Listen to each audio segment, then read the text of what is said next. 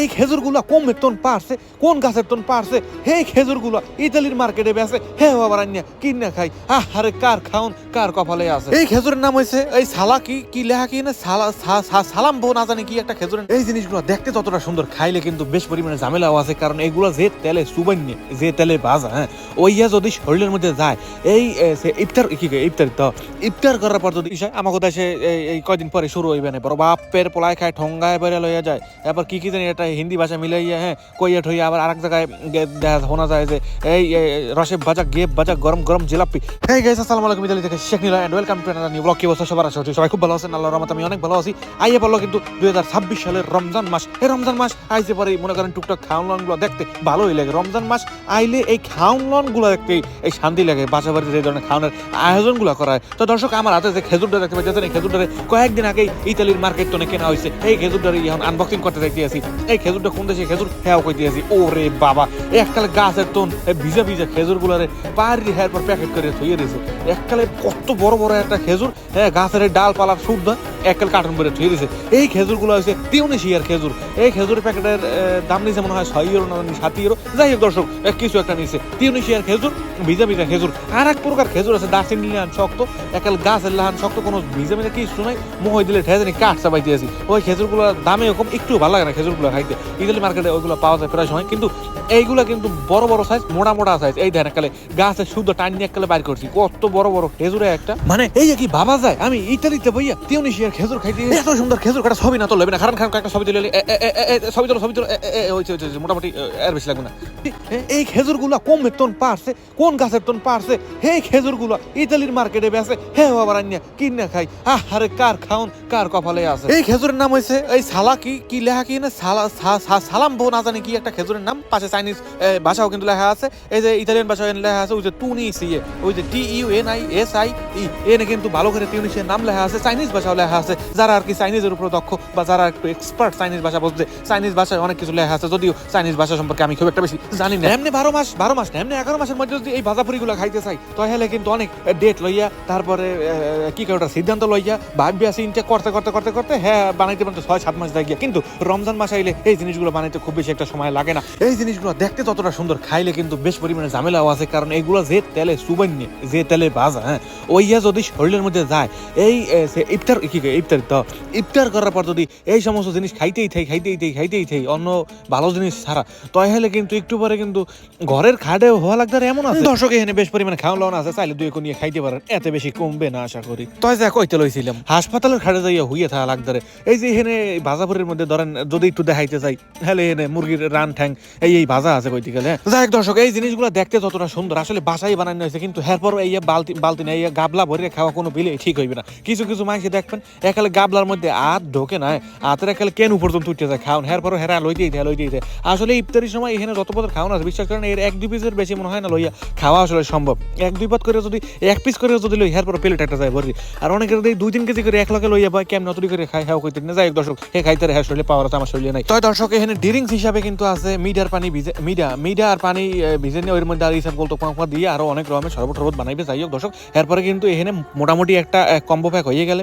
এই মূলত আমার বাহে আবার এই ভাজাপুরি খাই বেশি করে, আমি আবার এত খাইতে না, বাহেও খুব বেশি এটা খাইতে না। তো আজকে প্রথম রমজান তো একটু বেশি খাইবে মনে হয়, তো এখানে মোটামুটি সব পথ মিলে এখানে আছে। কিন্তু এখানে দেখানোর লেগে আসলে একটু বেশি করে উঠেছি, এতগুলো খাইতে পারবে না। এখানে 1-2 পিস করে লইছি, এরপরে প্লেটটা গেছে ভরে, বুঝলাম না কিছু খাওয়ান লাও না তো বরকত মাশাআল্লাহ। দর্শক, রমজান মাস আইলে কিন্তু আরেকটা মজার বিষয়, আমাকে দেশে এই কয়দিন পরে শুরু হইবে না, বড় বাপের পোলায় খায় ঠঙ্গায় বেড়ে লইয়া যায়। এরপর কি জানি এটা হিন্দি ভাষা মিলাইয়া কইয়া ঠইয়া আবার আরেক জায়গায় শোনা যায় যে এই রসে ভাজা গেপ ভাজা গরম গরম জিলাপি। তো জিলাপির ব্যবস্থাটা কিন্তু এইসব দেশে নেই, আসলেই নেই, মানে গরম জিলাপির ব্যবস্থা নাই। ঠান্ডা জিলাপি এগুলো ইতালির বাংলা দোকানগুলোতে পাওয়া যায়।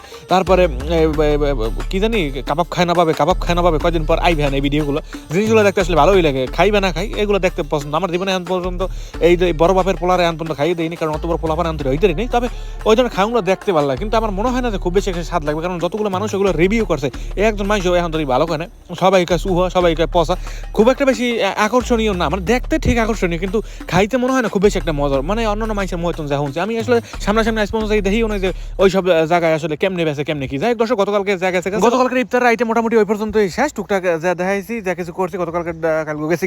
এর পরের দিন সকালের দৃশ্য এইটা। আজকে সকালবেলা ছোট ভাই স্কুলে লই গেলাম, এরপর স্কুলে তারপর এরপরে একটু এই জায়গাটা আইলাম, এই জায়গায় আর পর দেখি রাস্তার মধ্যে চেকাইয়ে এককালে এরকম শয়তানের লান পাপো ছেড়াইয়া বড় একটা ট্রাক একাল রাস্তার মধ্যে কাজ চলতে আছে, বিশাল একটা কেরেন, এর মনে হয় কাজ বাজ চলতে আছে। এই একটু উপরে দিয়ে চাইছে দেখলাম, এরপরে নজর গেল গিয়ে মাটির দিকে, ব্যাপারটা কি নিচে এরকম রং সং ভাসে, ব্যাপারটা কি কাহিনী কি। এরপর মনে পড়লো যে দু একদিন আগে ইতালিতে একটা অনুষ্ঠান গেছিলাম, কার্নিভাল উৎসবটাই এই কাগজগুলো উড়াইছে। এই ধানি ভালোবাসার কোনো শেষ নাই, ভালোবাসা কেন এত পড়ে যায়, কাগো ভালোবাসার মাটিতে হালাই দিয়ে গেছে কইতারি না। যাই হোক এই ভালোবাসাটা দিমান উড়াইয়া যা যা যা এই ধারে সুস্থে পরে ধরে আত্মা ভাঙিস না, এই আস্তে ধীরে যাইস।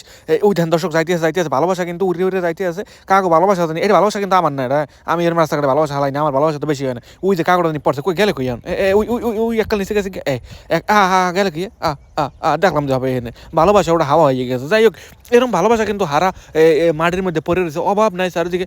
আরো এক দিন উড়াইয়া এই জিনিসগুলো উড়াইতে তো ভালোই লাগে, কাগজগুলো রেখালে হিন্দি সারে দিলে কিন্তু ঘুরিয়ে ঘুরিয়ে ঘুরিয়ে ঘুরিয়ে পরে এইটার দিন উড়াইয়া এই দেখেন দর্শক কেমনি উড়াই, এই ভালোবাসা দিলে উড়াইয়া, আমাকে ভালোবাসার দামও নাই কিন্তু এই এরকম ফুদিয়ে দিলাম। কার কত ভালোবাসা লাগবে, মন ভরে ভালোবাসা দিব, এখন বুক ভরে ভোর মধ্যে যত ভালোবাসা আছে এই সব দিয়ে দিব।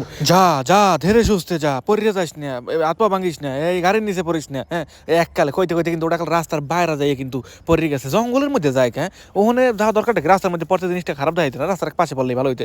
এক দর্শক খার পর ওটার মতন করে ওটা উড়ে উড়ে গেছে গিয়ে। এরকম ভালোবাসা এইসব দেশে বা সুখ শান্তির অভাব নাই তো, এইসব দেশের মানুষের মনের মধ্যে অনেক শান্তি আছে। দর্শক এই দেয় নেই লাল আর লাল, যে না যায় হে নেই লাল, কি জানি হালাই হয়ে গেছে।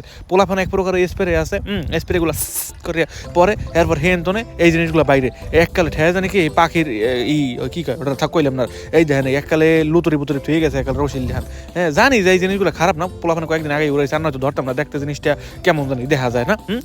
এরপরে দর্শক এখানে একটা যন্ত্র আছে, যন্ত্রটা অনেক দিন ধরে কোনো কিছু দেখি না, আজ একটু অনুসন্ধান করবো। অনুসন্ধানের আর এক নাম মিশন সাগর, আমরা এখন সাগরের দিকে মিশন করবো। এই দেখেন দর্শক সাগরের মধ্যে দর্শক দেখতে পাচ্ছি যে বিশাল একটা রাস্তা গেছে, কিন্তু এখন পর্যন্ত কোনো বিলে রাস্তার কাজটা শেষ করতে আসে না। এরপর দর্শক মানুষের বারান্দার দিকে চোখ দিয়ে দিলাম, কিন্তু বারান্দায় আসলে কাউকেই দেখতে পাইতে আসি না। আসলে এইসব দেশের বাড়িঘরগুলো দেখলে জানি প্লাস্টিক সব, কোনো মানুষ থাকে না, কোনো মানুষের থাউনিয়ে জায়গা না, এমনি বানাই থুয়ে দিছে, যে কোনো মানুষ চাইলেই দুয়ারটা খুলে যাইয়া ঘুমাইনা শুরু করে দেবে। এরপর মানুষের ছাদের দিকে চোখ দিলাম, ছাদের মধ্যে কোনো রকমের জিনিস দেখি না, হঠাৎ করে চাই দেখো ফ্যান ঘুরাই দেখে এই মেশিনটা ছাড়া কিন্তু দেখা কোনো বিলেই সম্ভব না। ঘুরাই ফুরাই দেখতে আসলে ভালো হইলো, যদিও এই মেশিনটা আসলে খারাপ কাজে ব্যবহার করা যায় না, মানে এটা দিয়ে কয়েকশো কিলোমিটার মানুষ বারান্দার ভিতরে দেখালে দুয়ারের ভিতরে হান্দার ক্যান্ডিডেট এরকম না, এমনিতেই আর কি উপরে দুপুরে দেখা যায়। ওই ধান কারা জানি বিছনা চাদর রোদ দিয়ে দিয়েছে, হ্যাঁ কত বড় একটা বিছনা চাদর, কালার হচ্ছে সাদা, সাদা না ওটা গোলাপি হতো কইতেন না, রোদের কারণে ভালো বোঝাও যাইতেছে না। একটু না বিছনা চাদর মানে আরো আছে, ওই পেছনে আরো কত ধুয়ে দিয়েছে, এরকম ঘুরে ঘুরে দেখতে ভালোই লাগে আসলে চারিদিকে। যাই দর্শক এই জায়গার দৃশ্য আর দেখার কোনো রকমের দরকার নেই, আমরা বরং সামনে যাই।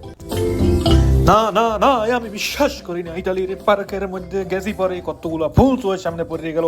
এই ফুল দিয়ে আমি করবো কি, কেজি মেপা যদি ব্যস্ত থাকতাম কমসে কম কয়েক হাজার কোটি ঢের মালিক না হইতে পারলো, কয়েক হাজার ঠার মালিক আমি হইতে পারতাম। দর্শক এত ফুলের ডিজাইন গুলা দেখলেই আমার মাথাটা যায় নষ্ট হইয়া যে, এত সুন্দর ফুলগুলো আসলে লাগাইছে এটা, এত সুন্দর করে যদি গাছগুলা দুয়ারের সামনে লাগাই থই দুদিন পরে গাছ যায় মরি, অথচ পার্কের মধ্যে এই ফুল গাছগুলো হইয়া রয়েছে। ভালোই লাগে এই ফুল গাছগুলো দেখলে, যে কোনো রকমের চাষবাস কোনো রকমের যত্ন ছাড়াই এই ফুল গাছগুলো মাটির মধ্যে হইয়া রয়েছে। আসলে এই ফুলের নাম কি আমি কোনো বিলেই সঠিক করে কইতে পারবো না, কারণ এই ফুল আমি আগে পরে কোনো সময় দেখিও নাই বা ইয়ার বিষয়ে গবেষণাও করিনি।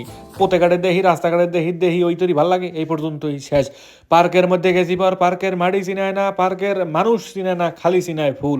হারা পার্কের মধ্যে সাদা ফকফকে হইয়া গেছে, কোনো ফুলাফান হাঁটে না, হইলে গিয়ে ফুল মানে বাড়তে বাড়তে বাড়তে বাড়তে কয়েক আঙ্গুল তরি মোটা হইয়া গেছে। হ্যাঁ একটা ফুল গাছ না, আঙ্গুল তরি মোটা না হইলেও কয়েক আঙ্গুল পর্যন্ত লম্বা হইয়া গেছে। দর্শক এই ধরনের ফুলগুলা দেখে মনে চায় যে এই ফুলের মধ্যেই বালিশ খাতা লাগছে ঘুমাইতে।